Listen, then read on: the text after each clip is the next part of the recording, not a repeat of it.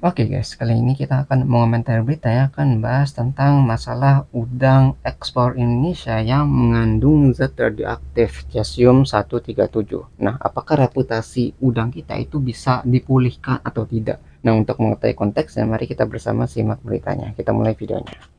Terkait ditolaknya udang beku dari Oh, Cikande ya. Indonesia oleh Badan POM Amerika Serikat atau FDA, ini mengancam mencoreng nama baik kualitas Tuh, produk ya. perikanan Indonesia. Lalu bagaimana pemerintah memulihkan nama baik kualitas produk perikanan Indonesia? Ya, khawatir gara-gara satu kejadian ini nanti udang Indonesia itu tidak laku di pasar internasional gitu. Gara-gara wah ini kok bisa diekspor tapi mengandung zat radioaktif ini. Bagaimana quality controlnya? Bagaimana cara menyeleksinya? Kok bisa ada yang lolos gitu ke perdagangan internasional gitu kan? Itu yang jadi berbahaya. Khawatir nanti gara-gara satu kejadian ini semua produk udang dari Indonesia itu nggak laku juga. Ya khawatir di sana. Proses quality control dari Tuh produk-produk ya perikanan pengawasannya. Indonesia tidak hanya untuk ekspor, namun juga untuk konsumsi di Tuh. dalam negeri. Kami Domestik akan juga membahasnya tuh. bersama dengan Kepala Badan Pengendalian dan Pengawasan Mutu Hasil Kelautan dan Perikanan BP2 MHKP, ada Ibu Ishartini. Selamat pagi, Bu Ishartini. Selamat pagi, Mbak.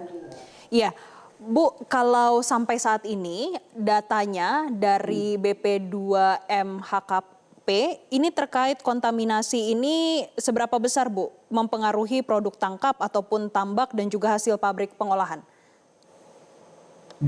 Iya, sebenarnya kasus di Cikande ini merupakan penolakan yang bersifat sangat spesifik ya dan lokal Ya, hanya pada spesifik. satu unit usaha dan bukan menggambarkan kondisi seluruh produk perikanan Indonesia.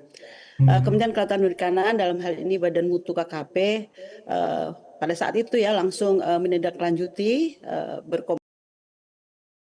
secara intensif dengan pihak perusahaan maupun juga dengan US FDA untuk memastikan bahwa langkah korektif ini cepat dan tuntas. Dan saat ini sudah ditangani oleh Satgas yang dipimpin oleh Bapak Menko Pangan dan diketuai harian oleh Bapak Menteri Lingkungan Hidup. Kita semua sudah bekerja di bawah koordinasi Satgas. Nah, untuk sistem jaminan mutu dan keamanan, hasil perikanan Indonesia sebenarnya sudah berjalan sangat ketat, mulai dari bahan baku, proses pengolahan, dan juga sampai produk untuk siap ekspor. Jadi konsumen di luar negeri, termasuk Amerika Serikat, tetap bisa percaya bahwa produk perikanan Indonesia secara umum aman, bermutu, dan memenuhi standar internasional. Ya, tapi yang khawatirnya tadi kemarin itu tuh, kok bisa ada yang lolos gitu kan, yang terkontaminasi ini.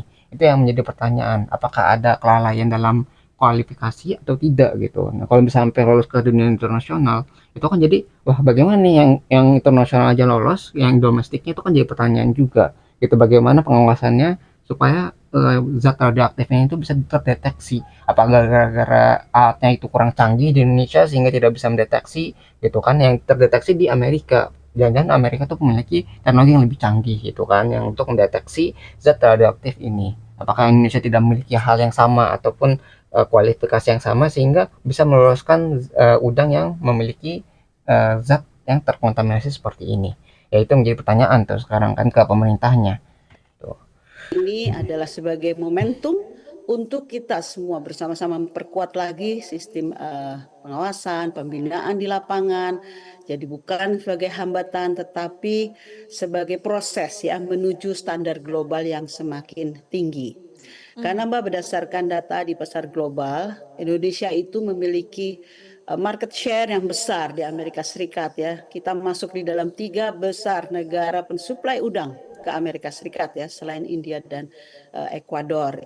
Kalau kita dalami lagi data-data ekspor, kami evaluasi dari tiap-tiap perusahaan, maka volume ekspor udang ke Amerika sampai saat ini ya di Oktober 2025 ini dibandingkan dengan tahun lalu itu ada peningkatan ya. Kita sudah 104.000 ton ya, sudah melebihi 100.000 ton. Di tahun lalu kita hanya 98.000 ton. Jadi kita masih Ya, ada optimis kenaikan bahwa tuh ya. produk udang kita dapat masuk ke pasar Amerika. Ya. Dan soalnya kemarin tuh hanya bersifat spesifik di satu tempat, hanya satu jenis apa ya, satu daerah saja nih yang bermasalah. Gitu. Yang lainnya nggak ada masalah. Berarti mungkin bisa dibatasi gitu ya, nggak langsung ditolak semuanya gitu. Hanya ditolak mungkin yang asal dari Cikande ini aja gitu. Ya, yang menjadi masalah. Kalau misalnya yang lainnya aman-aman aja, karena tadi ya ada peningkatan gitu, yang dari 90.000 sekarang di atas 100.000 ya untuk ekspor udang dari Indonesia ke Amerika. Apakah sekarang ada protokol sampling dan juga frekuensi monitoring yang diterapkan setelah ada kasus ini? Dan dari sisi perairan ataupun dari nanti sudah di pabrik, apakah ada yang berubah, Bu, dari sisi monitoringnya? Iya, pengawasannya nih. Tentu ya Mbak, produk-produk perikanan Indonesia yang akan diekspor itu harus memenuhi berbagai persyaratan ya, mutu dan keamanan. Baik itu syarat di nasional maupun di persyaratan di negara tujuan. Secara nasional di KKP itu menerapkan sistem jaminan mutu dan keamanan hasil perikanan.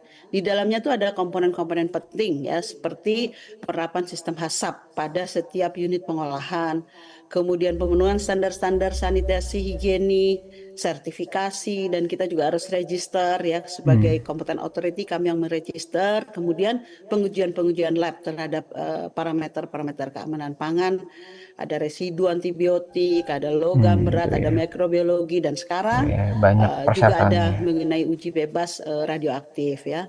Dan untuk negara-negara khusus ya, ada tujuan-tujuan negara tujuan khusus, ada Amerika, Uni Eropa, negara mitra lain juga ada yang memiliki tambahan-tambahan persyaratan ya. Tapi Ya, lebih pada ketat ya di intinya luar tambahan negeri. persyaratan itu sudah kita adopsi ke dalam sistem penjaminan mutu di nasional. Jadi kita bisa katakan bahwa produk-produk ini kita tetap akan bisa memenuhi standar ya.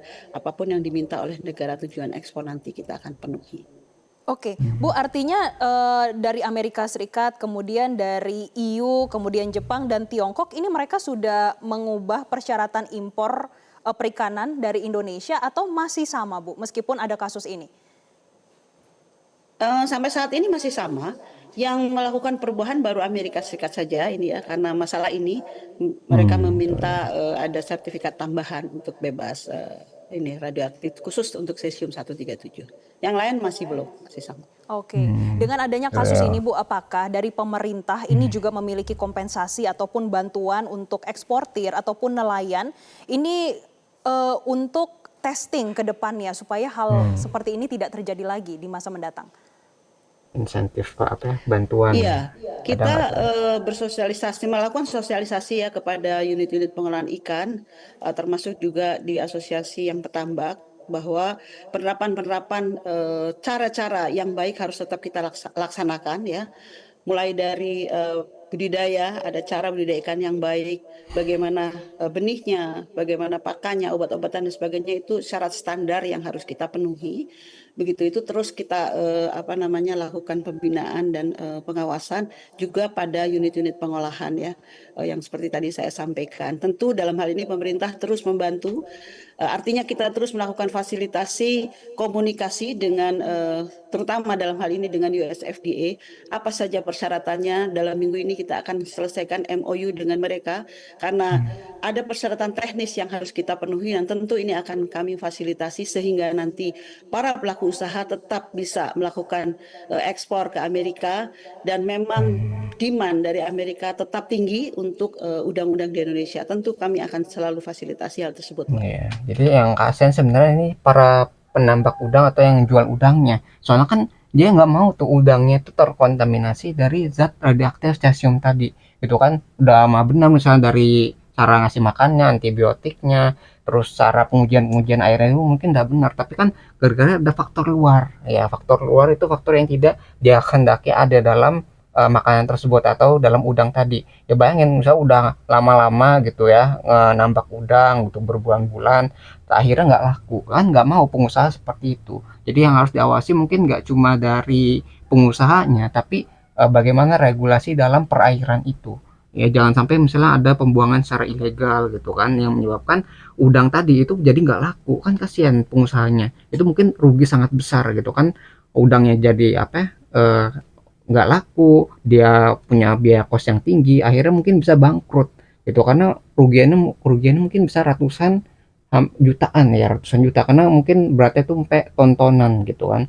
Ini yang harus di garis bawahi lah, solusinya tuh nggak cuma dari pengusahanya tapi bagaimana regulasi pembuangan tadi ya, jangan sampai itu berulang kembali. Karena kalau misalnya si pengusahanya sudah benar, Yang jadi masalah adalah sumber airnya kan, yang mungkin sudah terkontaminasi bahan atau zat radioaktif stasium tadi.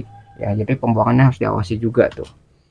Bu, tapi untuk ke depannya pengawasan tidak hanya di kawasan Cikande saja kan, tapi juga seluruh Indonesia kan? Iya, tentu. Untuk seluruh Indonesia kita tetap lakukan pengawasan, pengendalian pengawasan melalui sertifikasi sejak dari hulu sampai hilir tetap kita. Kemudian kita lakukan uji-uji mutu. Kita memiliki laboratorium di seluruh provinsi.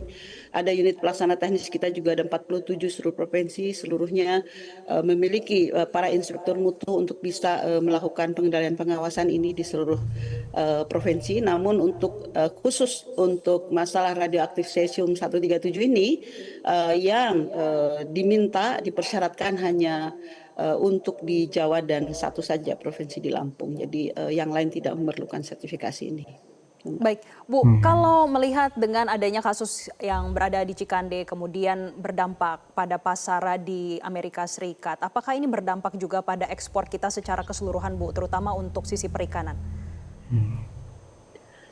Sampai hari ini tidak ya, di negara-negara lain masih lancar. Saya lihat dari frekuensi pengiriman dan sebagainya. Hanya kemarin ke Amerika ada sedikit hold ya, karena di sana harus dilakukan pemeriksaan secara menyeluruh ya. Jadi setiap kontainer harus diperiksa. Jadi mungkin agak tersendat. Tapi tentu dengan adanya diterbitkan Ya itu penting banget gara-gara ada satu kondisi nih, misalnya, oh ini ada indikasi, khawatir nanti nggak cuma satu kontainer tapi ada di banyak kontainer, makanya kayak ada perlambatan. Nah kalau perlambatan seperti itu sangat bermasalah ya untuk perikanan. Perikanan itu kan adalah makanan yang mudah untuk rusak. Nah kalau misalnya ada penundaan seperti ini itu mungkin bisa menurunkan kualitas udang-udang tadi gitu kan, jadi lebih lama pemeriksaannya, harusnya cepat gitu dari satu tempat ke tempat lainnya. Sekarang gara-gara ada masalah seperti ini harus dicek satu-satu gitu ya kontainernya untuk samplingnya apakah benar-benar ada kontaminasi atau tidak. Nah kalau misalnya semakin lama berarti kan menurun tuh kualitasnya, nah itu jadi masalah lagi ya. Jadi produknya mungkin sudah rusak sebelum bisa dijual di Amerika ya. alat yang terbaru ini adalah sebuah solusi agar kita masih dapat punya akses pasar ke di Amerika Serikat melalui sertifikasi nanti. Ini yang akan kita bahas dalam waktu dekat dalam minggu ini bersama US FDA, sehingga pemenuhan persyaratan ke Amerika masih bisa kita lakukan. Baik Bu, terkait dengan pembicaraan teknis ini, karena ini kan juga akan berdampak pada perdagangan kita dan juga pasar di Amerika Serikat. Kira-kira ini akan diselesaikan pada minggu depan atau masih beberapa bulan lagi, Bu? Jangka waktunya itu ya, Enggak, deadline-nya. ini harus selesai karena per 31 Oktober sudah diberlakukan ya. Jadi kami bekerja keras untuk bisa menyelesaikan ini semua. Komunikasi tetap kita jalin dan kita siapkan semua SOP di internal kita. Kami nanti kerjasama tentu dengan kementerian terkait seperti dengan Bapeten, dengan BRIN untuk bisa bagaimana implementasi sertifikasi ini bisa dijalankan. Oke, Ibu, kalau itu dari sisi Lebih diperketat nih ya internasional dengan pengawasannya. adanya kasus Amerika Serikat, bagaimana dengan pengawasan untuk dikonsumsi masyarakat di dalam Yang negeri sendiri, domestik. Bu? Sama ya, seluruh pengolahan itu disertifikasi namanya SKP, sertifikat kelayakan pengolahan. Dan nanti next step level berikutnya adalah HACCP. Jadi sama semua dilakukan pengawasan pengendalian. Kami melakukan yang disebut surveillance sebagai official control yang dilakukan oleh pemerintah untuk selalu mengawasi unit-unit pengolahan produk-produk perikanan yang ada di dalam negeri. Ya itu soalnya khawatir kemarin kan yang dideteksi itu yang di luar negerinya gitu, yang khawatir kan wah di luar negeri udah canggih mungkin cara mendeteksinya sehingga ketahuan tuh ada zat radioaktifnya. Nah kalau yang di Indonesia itu hampir bisa lolos berarti kemungkinan kan nggak ada tuh untuk pengetesan zat atau bahan radioaktifnya. Nah kalau misalnya nggak ada pengetesannya terus ada tuh dalam udang-udang tadi, nah kalau misalnya dikonsumsi oleh masyarakatnya sendiri, nah itu kan bisa menyebabkan sakit gitu ya, kesehatan kepada masyarakat yang mengkonsumsi udang-udang tadi. Nah itu kan menjadi pertanyaan apakah ada isolasi ataukah ada penanganan khusus gitu untuk udang-udang dari asal Cikande ini, karena kalau misalnya masyarakat mengkonsumsinya itu bakal bisa ikut sakit gitu karena bisa mengendap dalam tubuh ya si zat radioaktifnya itu, karena kan dari makanan bisa menyerap itu. Nah, kalau udah terserap itu mungkin akan sulit untuk dikeluarkan secara normal ya. Jadi itu yang jadi masalah. Kalau yang internasional udah ketat nih, yang di Indonesia bagaimana nih? Gitu ya. Kalau misalnya nggak ada pengawasan lagi, mungkin aja nanti masyarakat kita yang bakal sakit gara-gara zat radioaktif seperti ini. Untuk sampai akhir tahun, apakah ada target tersendiri Bu supaya hal sama yang seperti ini tidak terjadi lagi? Iya, gitu ya. Iya, target kita Pelajarannya apa nih? pemenuhan persyaratan ini tentu harus kita ketatkan ya, harus kita lanjutkan karena kita tidak ingin permasalahan yang seperti ini terulang kembali dan kita harus tunjukkan betul bahwa pemerintah Indonesia melakukan dengan serius. Kita lebih meningkatkan kepatuhan kita, kedisiplinan kita, ketertiban untuk bisa memenuhi persyaratan. Karena persyaratan ini akan terus berkembang ya, persyaratan mutu dan ini sangat challenges dan sangat complicated tapi kita harus mampu melaksanakan ini. Gitu ya. Jadi karena kejadian itu kayak sangat memalukan sekali gitu ya, bisa lolos ke pasar internasional dan itu zat radioaktif gitu, zat yang harusnya nggak ada di dalam makanan. Yang mengetahui itu bukan dari Indonesianya, tapi dari Amerikanya. Jadi udah kesebar di luar negeri ya, pagi mau masuk itu ketahuan ada zat ini yang berbahaya, zat radioaktifnya, tapi di Indonesia itu tidak terdeteksi ya, bisa diloloskan gitu ke pasar internasional. Jadi kayak sesuatu yang memalukan ya. Jadi yang harusnya misalnya udah ketahuan nih zat radioaktifnya di Indonesia, itu kan nggak bakal mungkin dijual ke luar negeri. Nah, kalau di Indonesia itu udah nggak ketat gitu ya, nggak ada pengawasan yang tadi ya untuk zat radioaktifnya, itu akhirnya bisa meloloskan undang-undang tadi hingga akhirnya bisa dijual ke luar negeri. Nah, ini kan yang menjadi pertanyaan gitu, sesuatu yang memalukan lah gitu. Yang harusnya kan barang-barang kita itu adalah barang-barang yang berkualitas, yang memiliki nama yang bagus. Kalau misalnya tidak memiliki kualitas yang bagus, nanti kan dianggapnya jelek, nanti orang nggak mau pada beli, akhirnya nggak laku kan produknya kita.